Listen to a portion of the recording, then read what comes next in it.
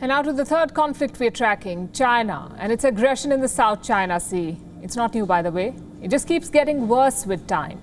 China began claiming islands as early as 1974. In the years that followed, China reclaimed land in at least 7 reefs. It sank foreign ships, engaged in a 90-minute fire exchange with the Philippines, clashed with Japanese Coast Guard. China also militarized islands and deployed missiles, challenged the sovereignty of other nations. In short, it turned the South China Sea into a theater of conflict. We're talking about a vast stretch of water. The South China Sea is approximately 3.6 million square kilometers, and China claims more than half of it. Currently, it is eyeing the Dongsha Islands, also called the New Crimea. Experts say China wants to capture the island by July this year. Let me give you a quick primer. The Dongsha Islands are a part of Taiwan. There are no permanent residents, but Taiwanese Marines are stationed there. The islands are located 275 miles from the Taiwanese municipality of Kaohsiung. They're close to Hong Kong, located between China, Taiwan and the Philippines. Reports of China trying to capture the islands emerged in 2020. Taiwan's F-16s began patrolling the area. China sent more drones and Taiwan drew the line. It said it will open fire and shoot down the Chinese drones if needed. So why does China want these islands? Basically to make a point, to show that it controls Taiwan. On the 23rd of July, the Chinese Communist Party will celebrate its 100th anniversary. It wants to capture Taiwan's islands to make a point.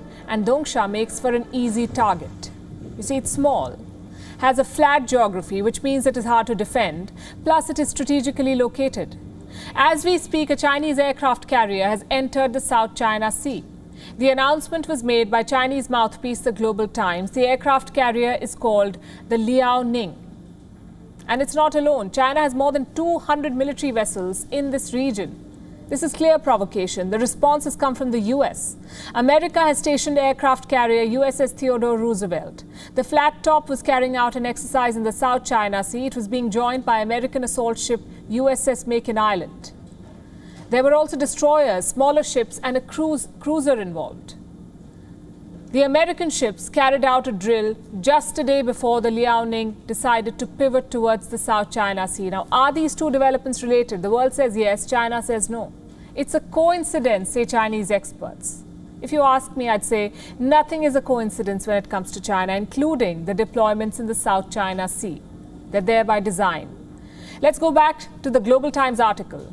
It speaks at length about a hypothetical war in Taiwan. It says PLA aircraft carriers operating on the east side of Taiwan can isolate the island's forces from foreign intervention.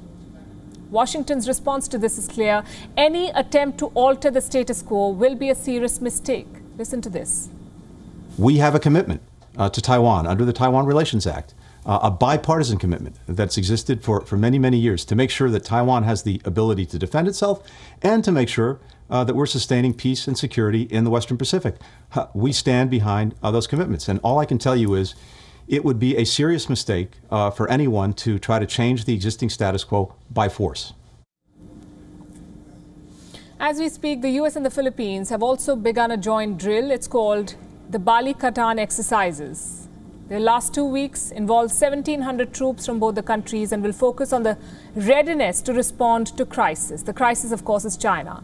So here's what's happening. China is chasing its geopolitical ambitions in the South China Sea. Islands big and small are standing up to it, aided by military powers. The confrontation is building up, and we haven't heard the last of this.